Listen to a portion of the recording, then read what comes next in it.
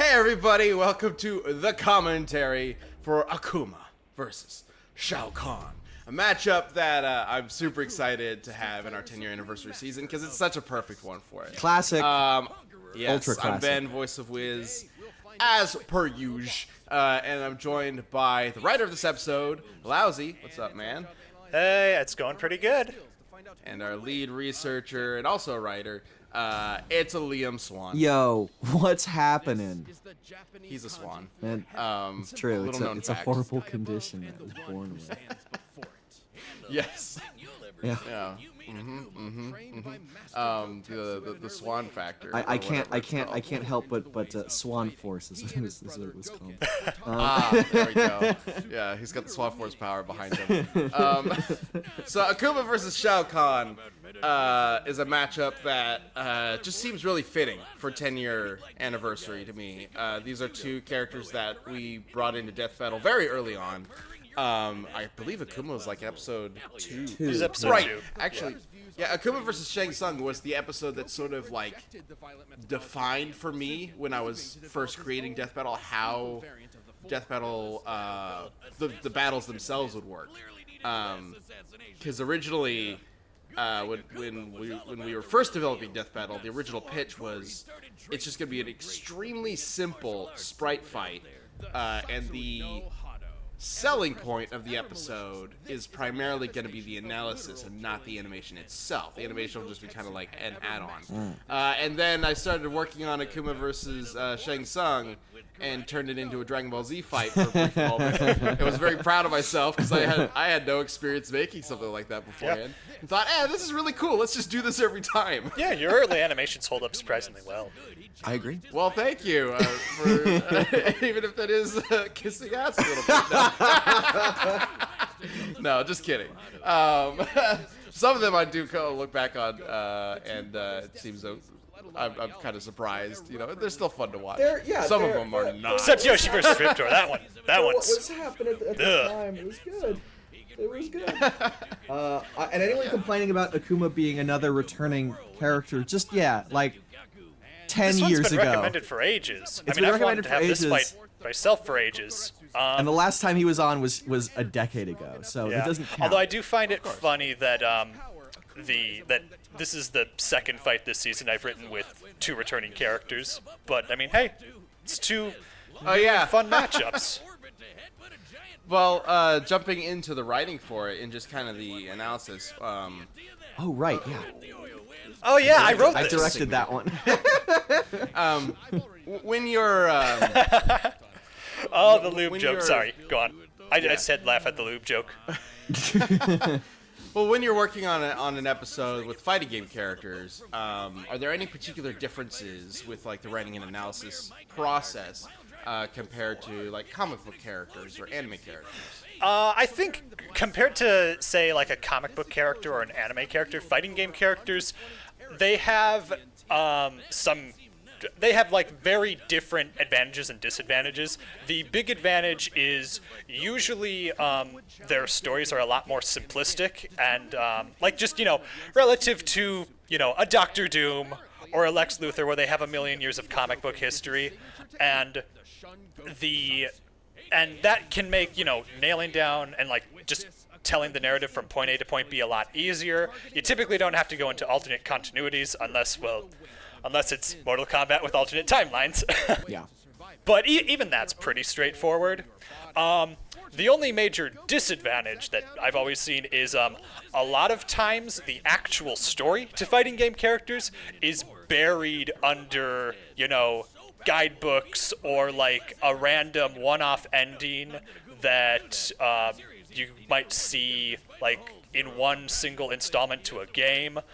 You'll hear about stuff that is super popular and well known, but then when you play the games, it's like, wait, they never say this, and then you realize that it's somewhere and you hidden. need to find actual sources that shows or contextualizes. And it's that. real. It's not. Nobody made it up. It's just so obscure and has become so popular that it's weird. I didn't write the episode, but I remember when researching Saberwolf for John Talbane versus Saberwolf. there was a wiki entry that was talking about how Saberwolf basically ran out by a big crowd of people who hated that he was a werewolf, and they nearly killed him. And I scoured every single Killer Instinct source I could. I found nothing on that, and I realized this is actually an uncited source. This might just be made up. This wiki lied to me. Yeah, the internet lied to me. Yeah, but when it comes to a fighting game character, there's not much else outside of that for backstory. Yeah. So you kind of read through it, and you're like, well, there's this, there's how he was made. Though, that's it. Yeah, though fortunately with Street Fighter and Mortal Kombat, since they're the big boys of fighting games, they usually have a bit more extended backstory and stuff you can actually draw from. Yeah. Though it is interesting because as fighting games, they obviously don't tend to have some big long extended story or a lot of footage to use outside of the fighting games themselves, the actual gameplay. So a lot of Street Fighter stuff, a lot of Mortal Kombat stuff, also stems from comics and movies and things like that, or that's where a lot of the exploration of what their powers are like comes from. And yet some of those, it's arguable whether or not they're canon or even relatable. How does that all work, trying to figure it all out? That's usually pretty straightforward. It's just, does it significantly contradict anything we see in the games? If not, it's probably fine. If it does, we can discuss its applicability. Obviously, we're not going to, as cool as it is, obviously we're not going to scale Akuma to Asura from Asura's Wrath, even though they had that cool crossover fight.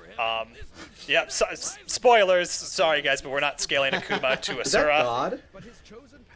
Was that God? Yeah. Does he use to fighting God? Basically, I mean, we talk about not scaling him to Asura. And I say that as we show footage of Akuma leaping up to heaven, but we just mentioned that because it was cool. It was cool, yeah, exactly. Yeah, and that one's a little less, God doesn't have any feats in that. God doesn't have any feats in SNK versus Capcom. It's more so whenever there's a crossover kind of character, you have to determine whether it's the character or a version of that character in the crossover universe. We just missed it, but that was my favorite shot in this whole in both of these analyses is whatever that main character of one of those mid 2000s Mortal Kombat games, his run cycle, his really peppy run cycle as he's going through Outworld. He's like, I'm on an adventure. Ooh, I'm the protagonist. Not Dagon, I can't remember his name.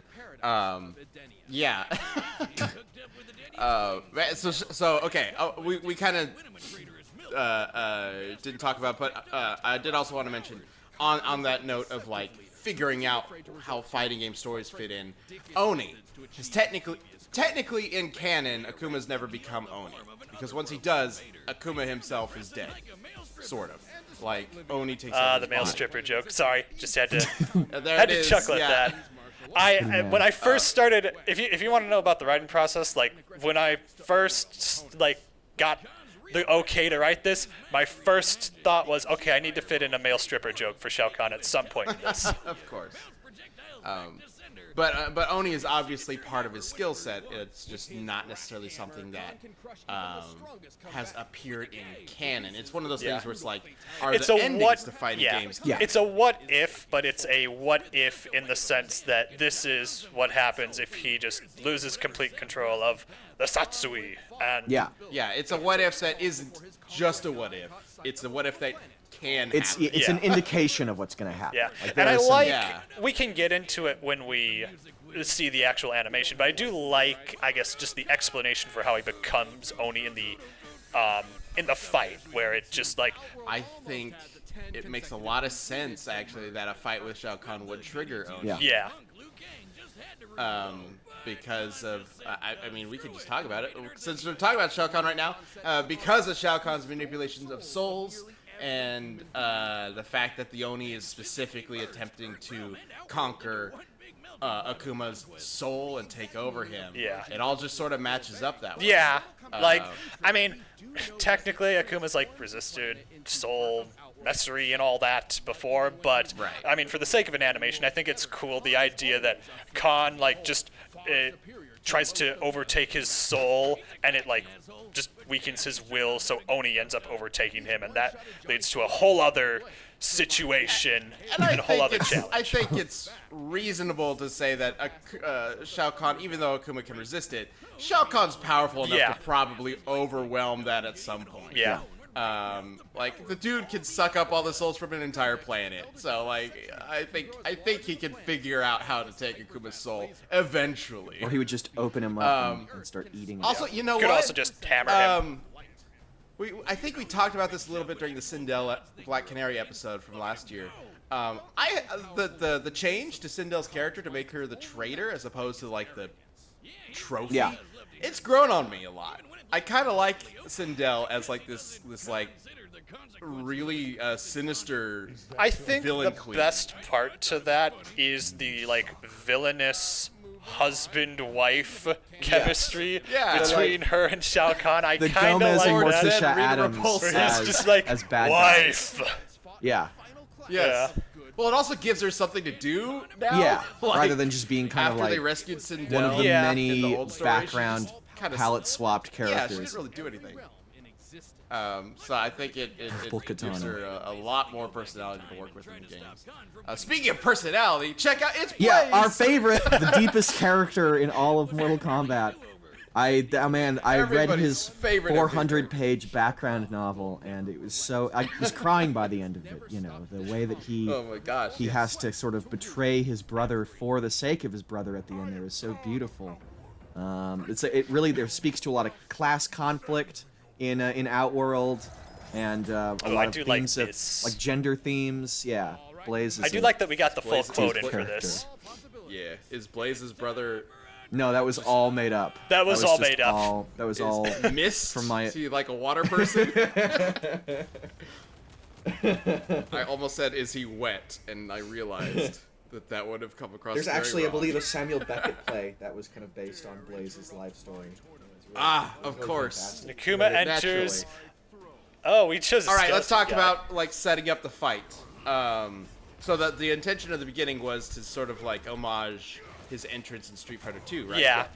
And it might be, I hope it's not too subtle, but like the moment where Kahn like just walks up to him and like stares him down, that's meant to mimic the artwork to one of the Street Fighter Alpha games, except Akuma's staring upwards instead of downwards like he is against Ryu in the artwork. Yeah, I slightly fucking like that. They got it. Yeah. I thought that was actually really cool. That was, I can't remember who recommended that, but I like that idea. The idea for The Street Fighter Alpha 2 cover art thing. right. I believe it was one of the researchers of this episode. Oh, then it might have been which, Akuma. Not Akuma, the character, but the researcher. That would be a conflict of interest to have Akuma. As a researcher. Yeah, like we're talking Akuma with himself. Akuma, and we're like, he's like, yeah, do this cool thing. That was a really cool shot. I like that it transitions to the back. Yes. Yeah. I love how this turned out. Of course, we had to get the X-ray. Dido and his team. Yeah. Dido and his team did a great job. Also, like fitting in Shin, Akuma, and Oni, who's coming up here, making sure we had all those differences in Akuma's powers represented. Philip Sacramento is voicing Akuma. Gianni Maturano voicing. Oh, cool. Shao Kahn. Both of whom we've worked with before. They're fantastic with these like really like gravelly, powerful sounding characters. Love working. Cool that we got. Philip did Mickey Mouse, right? Earlier. I believe Yeah. so. Yes. So that's pretty great. Pretty good range. Yeah, I say both of them are really good with gravelly characters. Both of them have a lot of range as well. Yeah, Mickey Mouse, the graveliest character ever. But yeah, I can't praise Daito Duva and Xander enough with the animation here. They did a fantastic job putting it all together. And man, there's some epic shots. Also, this idea of like looking through the And hole, pulling the meat. that wasn't original. Yeah, the I did extra not meat write out of that, the but that hole. was Yeah. really cool. This is actually the first time Well, I've seen that- that. And I loved this idea, having Kahn essentially stop the raging demon midway through, that was really rad. And then just seeing the darkness get lit up by like the green energy. Bunk. But yeah, Daito, originally that shot of like looking through his chest was just Shao. It was from another angle, and then Daito was putting that shot together and was like, "Hey, I've got an idea. What if he pulls out a piece of himself that's just hanging there? Like, let's go for it, man." But all right, Shao Kahn ends up beating the shit out of poor Akuma / Oni. Hagar. Which is kind of Yeah, I mean, this is I guess another Dio versus Alucard situation where like narratively a lot of I kind of like Shao Kahn, so I'm kind of happy he won, not gonna lie, but narratively, like if you were to write a crossover story about this for Dio versus Alucard would absolutely end up winning in the end. Yeah, and destroying if you were to end up writing a crossover story For the plot. for Shao Kahn and Akuma would probably raging demon him in the end. But in a death battle, where we just, look at all the math, look at their abilities and shit, sometimes it can go the other way. break it down to the most ridiculously minute details. Yeah, it ends up going the way that I think most people wouldn't expect. Yeah.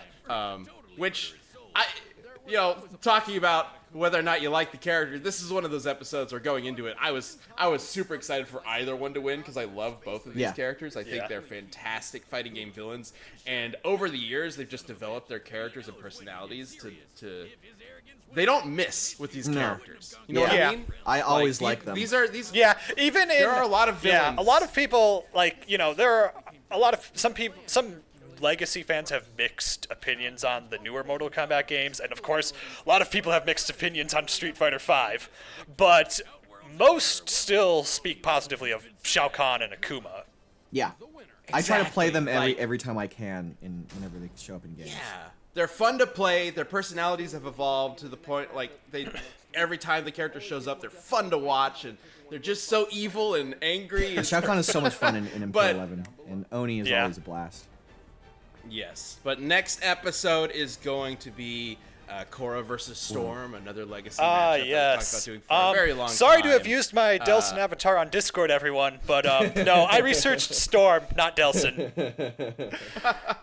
But thank you so much for joining us, everybody. Liam Lousy, thank you for joining me for this commentary. And we will see you all in the next one.